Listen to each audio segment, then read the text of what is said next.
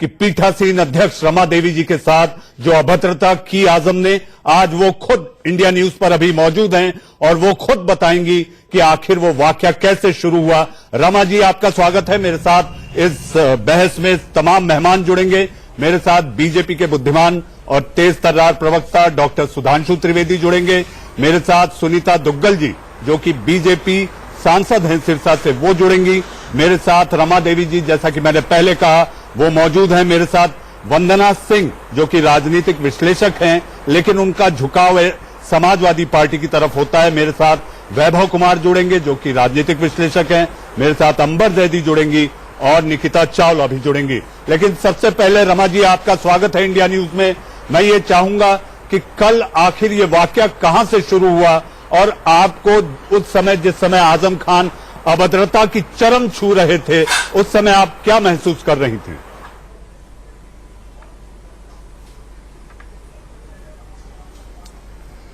देखिए, हम तो जो आसन के पीठ पर बैठी हुई थी, जहां पर सारे देश देख रहा था और 3 तलाक के ऊपर लोगों को बोलना था और आजम जी को हुआ कि आप अब बोलिए।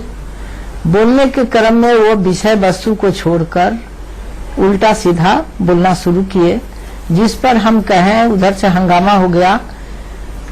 तो मैं शांति करा रही थी कि आप लोग शांत रहिए और आप हमारे तरफ देखकर, आसन के तरफ देखकर आप बात करिए।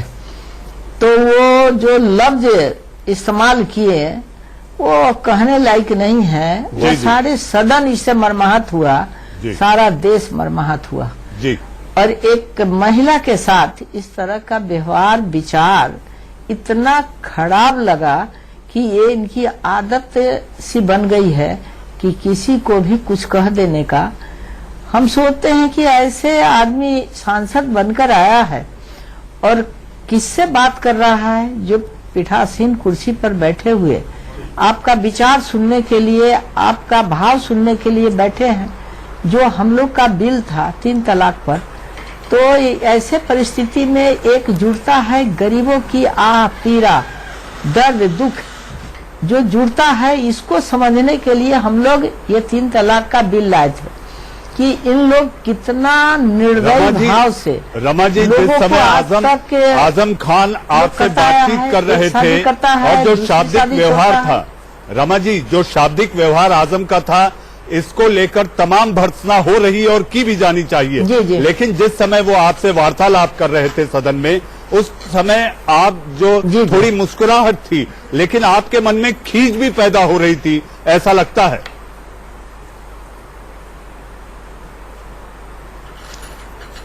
वो आसन का सम्मान था जो मैं वहां पर गुस्सा नहीं दिखा रही थी। लास्ट में हमको थोड़ा गुस्सा करके वो रिकॉर्ड से निकालने के भी बात किए कि कार्रवाई से निकाल दो। उसके बाद भी ये आदमी को समझ में आना चाहिए कि इस तरह का भाषा यहाँ जो बोल रहे हैं वो कहीं से उचित नहीं था। उसके बाद ये बहन बनाए या हमको जो कुछ बनाए वो शोभा नहीं दे रहा था, क्योंकि बनावटी बहन बना रहे थे। इन लोग का बहन का कद्र कैसे किया जाता है इनको पता नहीं। क्या कि वही स्थिति, अब ज्यादा विस्तार में मैं नहीं बोलूंगी। एक महिला का सम्मान ही अगर नहीं किए तो समझिए कि सारा देश इस बात को सोचकर ये दुखी है कि इस तरह का भी आदमी लोकसभा में पहुंच जाता है, जो लोकसभा की मर्यादा और कुर्सी का मर्यादा नहीं रखता है। तो प्रत्येक आदमी इनके विचारों से वाकिफ है। ये पुरानी इनकी घटनाएं हैं कि किसी भी महिला को कभी भी कुछ कह देना, विभत्स और माने गाली के तौर पर भी बोल देना, गंदे बात भी बोल देना, तो ये अपने को समझते हैं राजा। लेकिन यहाँ राजा नहीं, यहाँ रंग की राजनीति करने आए हैं हम लोग। उन गरीबों, मजलूमों और बेसहारों की आवाज बनकर हम लोग आए हैं। रमा जी, आपने जनता ने हम लोग को वोट देकर यहाँ भेजा है। रमा जी, जब कल बात हो रही थी सदन में, जी रमा जी, आपने पीठासीन अध्यक्ष रहते हुए उनसे कहा कि आप माफी मांग ले। उन्होंने माफी नहीं मांगी। ये एक अपने आप में ऐसा अड़ियल आचरण उनका दिखाई देता है। तो आपको नाराजगी कितनी है? क्या उनकी माफी मांग लेने से आप उन्हें माफ कर देंगी या उन्हें निलंबन या बर्खास्त किया जाना चाहिए? नहीं सर, एक चीज जानना चाहिए कि जिस आसन पर मैं बैठी हुई थी, वो आसन का महत्व था जो मैंने कही कि माफी मांग लो, ये नहीं माफी मांगे, क्योंकि इनका विचार इतना ओछा है कि कभी ऊंचाई को ये देख ही नहीं सकते कि कितना सहृदय माफ करने के लिए मैं बैठी हुई हूँ। और इनके विचार में एक अहम था, घमंड था, एक अश्लीलता थी, ये सारे चीज मैं भाप रही थी। लेकिन वो जिस आसन पर मैं बैठी हुई थी उसकी मर्यादा को निभाते हुए मैंने इनके बात को सहकर और जहर को पीकर भी मुस्कुरा रही थी कि कम से कम ये नौटंकी जो कर रहा है बहन बनाकर, इसको भी मैं मुस्कुरा कर सोच रही थी कि ये हमको आज बुद्धू बनाने के लिए समझ रहा है, लेकिन आज ये अच्छे ढंग से पकड़ाया है। रमा जी, आप अगर उन्हें वो माफी मांग लेंगे तो आप माफ कर देंगी?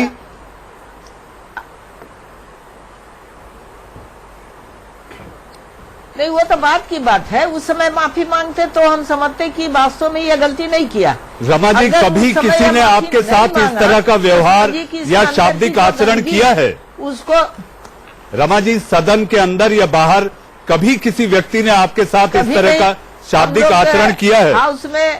हाउस में कभी नहीं, किसी पार्टी नहीं सर, कभी नहीं, किसी पार्टी नहीं। सबको इतना सम्मान देते हैं क्योंकि मेरा इतिहास ही ऐसा है कि सभी कोई को लगता है कि एक महिला कितनी सहन शक्ति रखकर आज हाउस में 4 बार सांसद बन के आई है और सबका सुनती है। उन मुस्लिमों का भी, हिंदुओं का भी, गरीबों का भी, धनियों का, जो भी लोग रमा जी, सम्मान न केवल आसन का बल्कि महिलाओं का भी सम्मान होना चाहिए।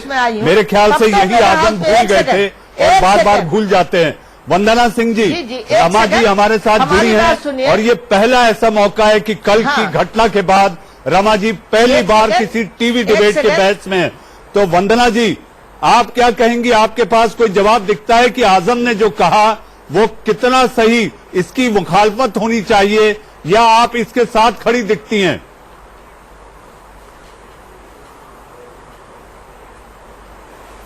देखिए, मैं भी एक महिला हूं। महिला होने के नाते किसी भी महिला का अपमान हो, मैं उसका कभी भी समर्थन नहीं करूंगी और ना ही कोई महिला करेगी, मेरा मानना है। लेकिन आज जो ये सवाल उठ रहा है वहां पे, जैसे कि आपने उन्हें कहा कि जैसे कि रमा देवी जी कह रही थी कि अगर वो गिल्टी होते तो माफी मांगते।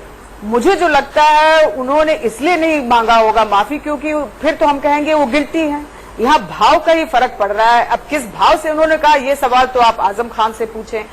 दूसरा सवाल मैं यहाँ ये जरूर कहूंगी कि आज जो महिलाएं किसी पोजीशन में हैं, सांसद में बैठी हैं, किसी उच्च पद पे बैठी हैं, उनके तो आप बात कर रहे हैं। जो महिलाएं रोज इस बात से पीड़ित हैं कि उनके साथ क्या हो रहा, उस पर वंदना जी, सदन की मर्यादा जो है वो देश की मर्यादा है। महिला सांसद इस बात का सवाल उठा रही है। वंदना जी, सदन की मर्यादा देश की मर्यादा है और अगर ऐसा कोई भी अभद्र आचरण या मर्यादा लांघते हैं तो वो देश का अपमान है। वंदना जी, हम महिलाएं क्या इस देश के नागरिक नहीं है? क्या हम महिलाएं इस देश के नागरिक नहीं है? मनीष जी, हम लोग भी यहीं के हैं, नागरिक हैं। हमारी भी उतनी इज्जत होनी चाहिए। खैर, दूसरी चीज मैं एक बात यहां जरूर कहूंगी, अखिलेश यादव जिनके ऊपर सब लोग चढ़ाई कह रहे थे कि आप बेशर्मी से हंस रहे हैं, ये कर रहे हैं, वो व्यक्ति इस तरह का नहीं है। मैंने पहले भी आपके ही प्रोग्राम में कहा था, मैं ज्यादा तो नहीं जानती हूं, लेकिन जो थोड़ा बहुत जानती हूं वो काफी शालीन व्यक्तित्व का व्यक्ति है। क्या हुआ, कैसे ये सब लेकिन हुआ? कल शब्दों की मर्यादा अखिलेश भी लांघ गए थे। मुझे लगता वंदना जी, वंदना जी, अखिलेश भी कल शब्दों की मर्यादा लांघ गए थे। कोई भी व्यक्ति देखिए, अब क्या हुआ था, मैं तो वहां थी नहीं मनीष जी। नहीं, लेकिन टीवी में सबने देखा। रमा जी, ये होता है, इस तरह की वारदात होती है। रमा जी, आपने अपना बड़प्पन दिखाया। इनकी गलती के बावजूद भी आपने उन्हें माफी का मौका दिया, लेकिन आजम खान ऐसा नहीं किए और बाहर निकलकर वो अपनी अपील और दलील देने लगे। आपको लगता है आजम का निलंबन होना चाहिए या वो बर्खास्त? क्योंकि बीजेपी नेता रविशंकर प्रसाद ने निलंबन की मांग की थी। हाँ जी, वो जो मांग किए गए हैं उस तरह का वो गलती किए हैं, इसलिए लोग मांग कर रहा था। दूसरी बात है पूरा सदन एक साथ, कोई पार्टी नहीं, कोई पॉलिसी नहीं, जो स्थिति वहां पैदा किया गया, इसलिए सभी पार्टी के लोग भर्त्सना किया, निंदा किया और ऐसे लोगों को ये लोकसभा का जगह नहीं है ये बताने का काम किया। वंदना जी ने जो कुछ बोल रही हैं, मैं उन्हीं महिलाओं के शक्ति हूं और उन्हीं शक्ति को देने के लिए मैं उन महिलाओं की आवाज बनकर आई हूं।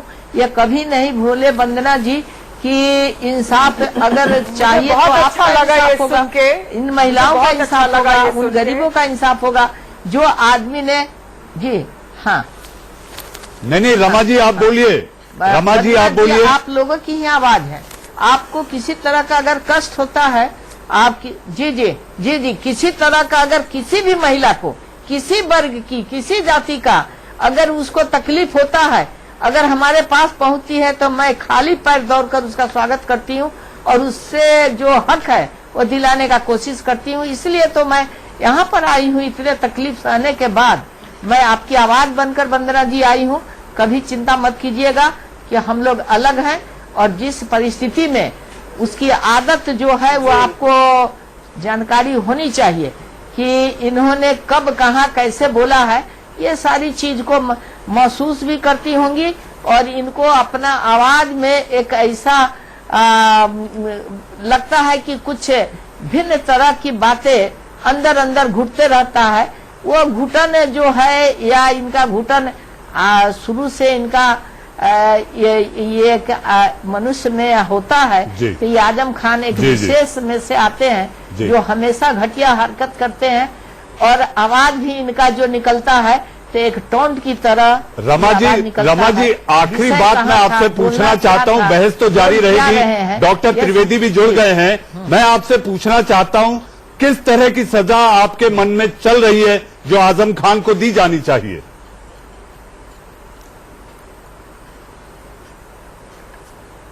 मेरे मन में तो यही चल रहा है कि इसको जो बाकी हिस्सा इसका बचा हुआ है उससे इसको अलग हटा दिया जाए।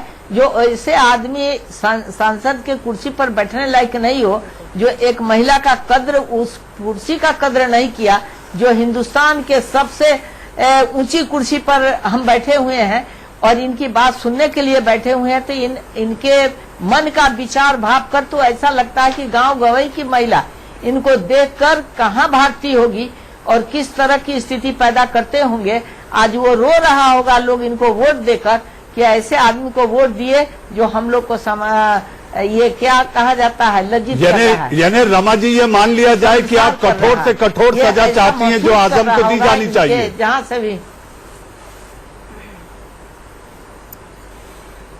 हाँ कठोर से कठोर सजा मिले, वो उस दिन अगर माफी मांग लेता तो हम समझते हैं कि इसके अंदर में गंदगी नहीं है।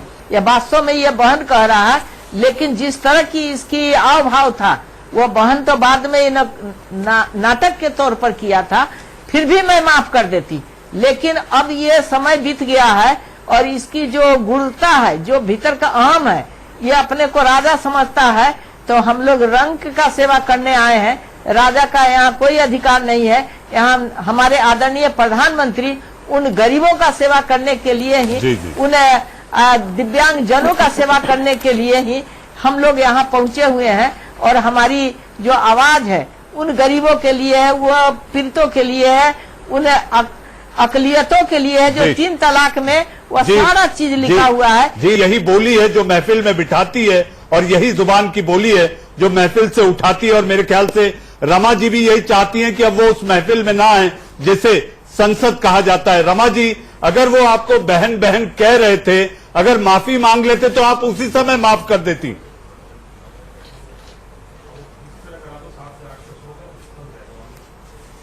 हाँ यस, उस समय मैं माफ कर देती, लेकिन अब माफी देने लायक अब वो शब्द नहीं रहा कि इनको माफ किया जाए। जिस परिस्थिति में ये अपमानित किया एक सांसद को नहीं बल्कि उस पीठ को, जो अध्यक्ष पीठ पर बैठे हुए एक महिला को अपमानित किया, उस समय मैं सभी के लिए बराबर सोचती हूँ और काम करती हूँ। पूरा हिंदुस्तान देखता है और ऐसे परिस्थिति को हमने सामना की हूँ और किस तरह से वह दर्द अभी भी पीड़ा दे रहा है कि आज तक ऐसे शब्द बोलने वाला को किसी की हिम्मत नहीं हुई थी।